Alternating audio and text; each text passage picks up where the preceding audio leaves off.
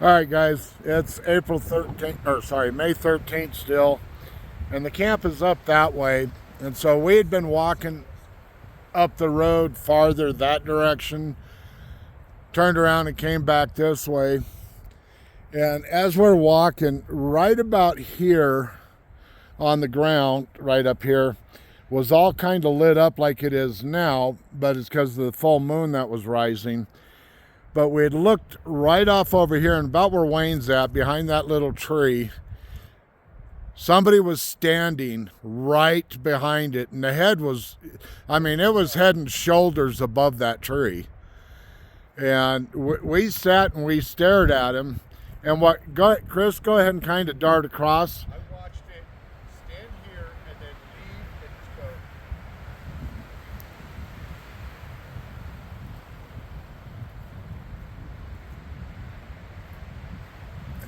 go. And probably about 50 times faster than that. Yeah, but that whole Because he went about this fast across. But so anyway, I'll come over here. There's no way what you said picked up on here. But but so anyway, I had him standing. It was hard to discern. He was more than the tree. Like, he was out to here. His head was over the top. I couldn't tell you the color of his hair. I'm going to say black or dark brown. I don't know. But without a doubt, his face was over this looking at us. That's what I saw. I think we all three saw that. Yeah. And it stood there. It didn't move. It was a minute. It was a minute of just letting us see him. Like, I don't know if we caught him, he didn't expect it, or he allowed it. One of those three things. And then in a split second, he was just and gone. Straight across this path right here. And Kevin and I saw him run. And how far up here did you walk, Wayne? I just walked a little further up, past where you guys were standing, and you were. Yeah, because I was right here. You were right there, and then I walked up a little further and over to the side to see if that was two things together that were giving us some pareidolia, and it was not, because then I saw the distinction of that little tree that stayed the same size, but the other one behind it over there, and it was dark like it is now, because this part was lit up from the moon, but it was casting the shadow down on that. This was well illuminated, like this strip, just like it is now through here. Like, it was bright, like, you could see pretty clearly, but the tree was outside of that illumination. It was on the edge of it. Yeah. So I got about, I don't know, what is this, 12 yards, 15 yards, and I could not see that.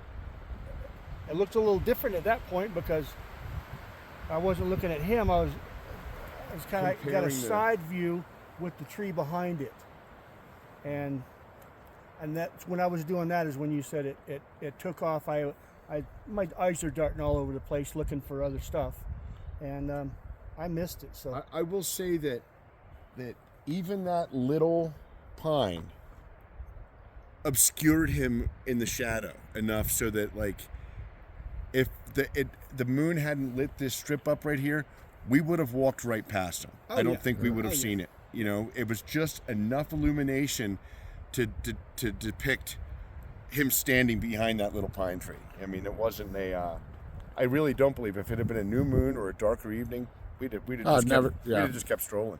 We would have never seen it. Never. And I think maybe we surprised him, but I don't know, because I felt, weird energy thing that we should be walking up here anyway. And I think Kevin did the same thing. Yeah. And with me, when I got up to where the light was, it was like I didn't want to go into, where the ground was lit up right here. I didn't want to walk into the lit up area for some reason. And I stopped and I immediately looked, and I think all three of us at the same time was, whoa, What is that? could see him standing there. It was a definite start, startle, the three of us. At the same time, without pointing it out to each other. Yeah. That's, to me, is the validation factor. like all three of us stopped and went, whoa. And it wasn't like we were, casting Oh, about. do you see that over there? Yeah, no, this was just whoa at the same time. Yeah. It startled me as much as coming upon somebody in the forest at night would have. Basically what we did. Yeah. Yeah. We came upon somebody in the forest last night. Yes.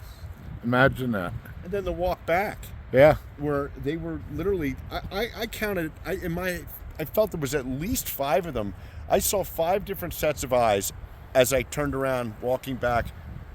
Wayne and I kept turning around to see what was going on, and Kevin was saying that they were trailing us along the edge of this forest line right here too, which I know they were.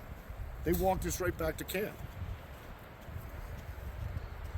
And I think we were anticipating something more to happen last night, maybe some sort of visitation. I got that feeling. I know Kev did. I think Wayne did too. Yes. And that just didn't really occur.